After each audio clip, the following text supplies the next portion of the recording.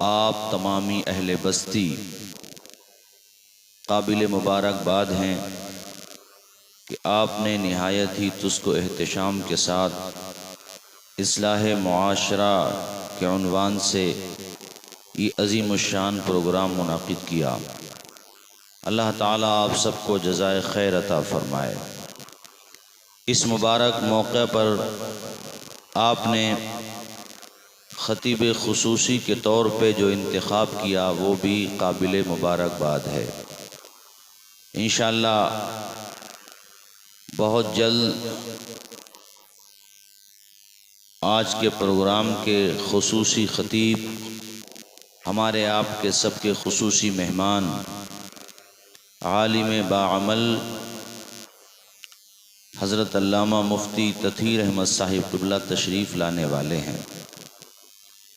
نقیب عرس رضوی حضرت قاری یوسف رضا صاحب نے جیسا کہ اعلان کیا اسی اعتبار سے یہ پروگرام آگے بڑھے گا اور بڑھ رہا ہے۔ یہاں کے حفاظ و قراء علماء ان کے دل میں یہ درد یہ فکر جاگی کہ ہمارے نوجوان کہیں برائیوں کے دلدل میں نہ پھنس جائیں، جیسا کہ بعض پھنس چکے ہیں، تو انہوں نے صرف اپنے معاشرے کی اصلاح کی نیت سے ایک بہترین نیت کے ساتھ آپ تمامی حضرات کو جمع کیا، علماء کو دعوت دی، جس میں صدر جلسہ مفتی اعظم سنبھل حضرت مفتی علاء الدین صاحب قبلہ اور قائد جلسہ محترم استاذ الاساتذہ حضرت مولانا طالب صاحب قبلہ، ان عظیم ہستیوں کو بھی دعوت عطا کی اور وہ اسٹیج پر موجود ہیں۔ باقی علماء کرام بھی تشریف فرمائیں، آپ دیکھ رہے ہیں۔ میں نے جو آیہ کریمہ تلاوت کی ہے اس میں جوئے اور شراب کی بڑی مذمت ہے، بت پرستی کا بھی ذکر ہے، مگر یہاں پر جو پیش نظر ہے اس وقت وہ جوا اور شراب۔ یہ بیماری ہمارے معاشرے میں داخل ہو چکی ہے، جن کے بارے میں آپ تصور بھی نہیں کر سکتے، ان لوگوں کے گھروں تک اس بیماری نے دستک دے دی ہے۔ بری صحبت میں بیٹھنے کی وجہ سے اچھی نیک صالح فیملی سے جڑے ہوئے افراد بھی اس وبا کے شکار ہو گئے۔ ایسی بستیاں بھی ہماری نگاہوں کے سامنے ہیں شہر سنبھل میں دیہات کی بات نہیں کر رہا ابھی، جہاں پر اب سے 5 یا 6 سال پہلے شراب کا تصور بھی نہیں تھا، نام لینا جرم سمجھا جاتا تھا، مگر آج وہاں خفیہ طریقے سے نہیں، اعلانیہ بعض نوجوان شراب پی رہے ہیں۔ اور ہم اپنی اولاد پر اگر توجہ نہیں دیں گے، اپنے بچوں پر فوکس نہیں کریں گے، تو کہیں ایسا نہ ہو بری سوسائٹی کا اثر ہماری نسلوں کو تباہ و برباد کر دے۔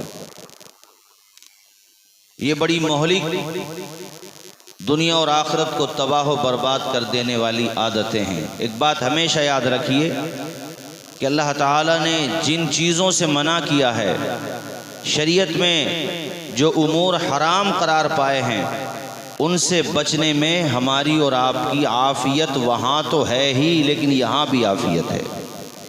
آپ دیکھ لیں، کسی کو اگر شراب کی لت پڑ گئی تو وہ کبھی سکون سے نہیں رہ سکتا، وہ بے قرار رہے گا، بے چین رہے گا، دولت ہے، شہرت ہے، سب کچھ ہے، لیکن اگر بری عادت کا شکار ہو گیا تو اسے مٹانے کے لیے 7 سمندر پار سے دشمن کو آنے کی ضرورت نہیں ہے، وہی ایک عادت اسے تباہ و برباد کر دے گی، ایک ہی عادت سے۔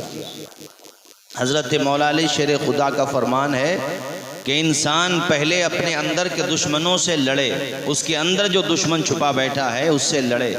آپ نے فرمایا اگر بری عادت کا وہ شکار ہو گیا ہے تو سب سے بڑا دشمن اس کی وہی عادت ہے، اس کے خلاف وہ جہاد کرے، پہلے اپنی بری عادت کو دور کرے، خود بخود اس کے لیے کامیابیوں کے راستے کھل جائیں گے۔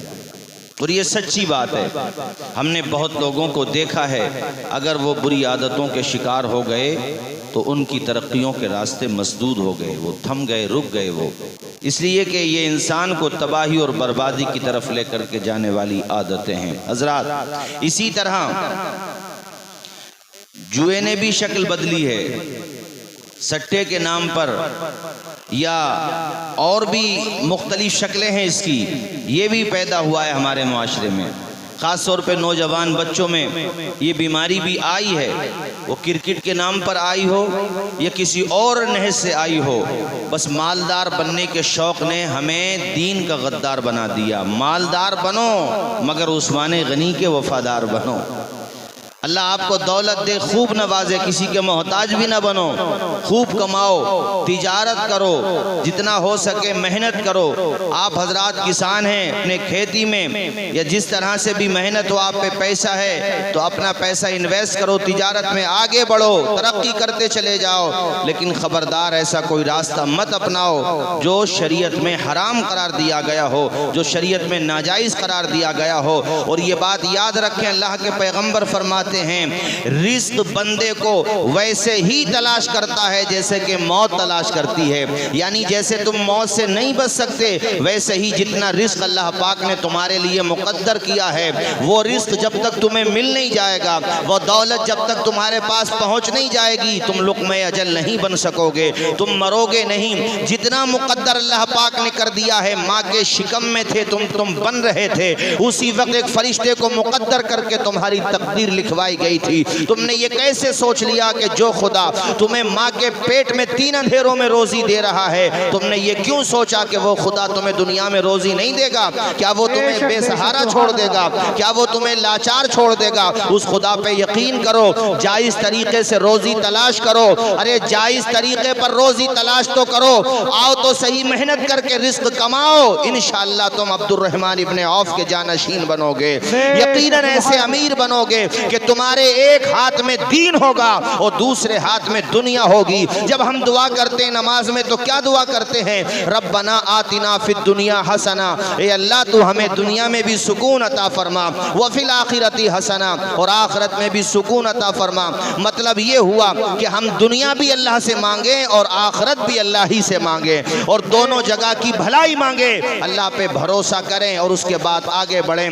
اندھیرا دور کرنے کو اجالا کون دیتا ہے؟ امیدیں ٹوٹ جائیں تو سہارا کون دیتا ہے؟ شکم کی آگ جب بڑھ کر کلیجہ چھلنی کرتی ہے، بجھا کر تشنگی منہ میں نوالا کون دیتا ہے؟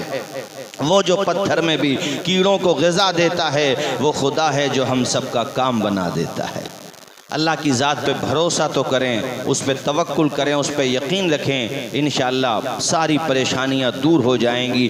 یہ زمین آسمان چاند تاروں میں تو ہے مصیبت زدوں غم کے ماروں میں تو جس طرف دیکھیے بس نظر آئے تو تیرا جلوہ خدا پھیلا ہے چار سو۔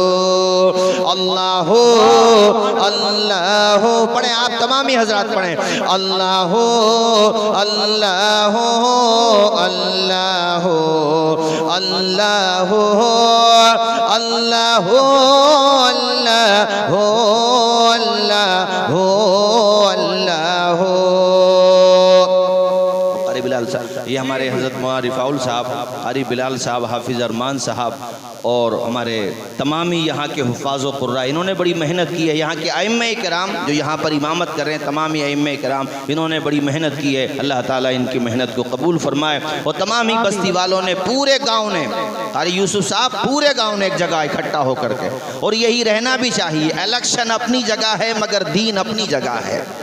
الیکشن ختم تو جھگڑا بھی ختم، اور میں تو کہتا ہوں الیکشن میں جھگڑا بھی نہیں ہونا چاہیے، ہلکا پھلکا چٹپٹ ہو جائے تو اس کو وہیں پہ ختم کر دو، कोर्ट कचहरियों के चक्कर ना लगाओ, कोशिश ये करो कि अपने मामले खुद ही सुलझाओ, बाद में भी तो सुलझते ही हैं वो। घर खो के अकल आई तो क्या अकल आई, पहले ही अकल आ जाए तो बड़ी अच्छी बात है। इस लिहाज से आप हजरात ये जहन बनाओ कि हम में अगर आपस में कोई बात भी होगी तो बड़े बूढ़े खुद ही मिल करके उसको हल करेंगे, किसी और का नंबर नहीं आने देंगे। कहीं थोड़ा सा झगड़ा भी हो जाए, 10-10, 15-15 लाख रुपया उड़ जाता है यार, वो 10-15 लाख रुपया किसी मदरसे ही को दे दो, मदरसे के तलबा दुआ देंगे आप लोगों को। तो अल्लाह ताला आप सबको सलामत रखे। और यहाँ ये भी कहूँ मैं आपसे कि झगड़ा पहली बात तो करो मत, और अगर कोई अगेंस्ट पार्टी का भी है कोई बात नहीं है, अपना मुसलमान तो है, वो हमारे घर मिलाद में नहीं आया था, ये उसका किरदार था, हम जाएंगे ये हमारा किरदार।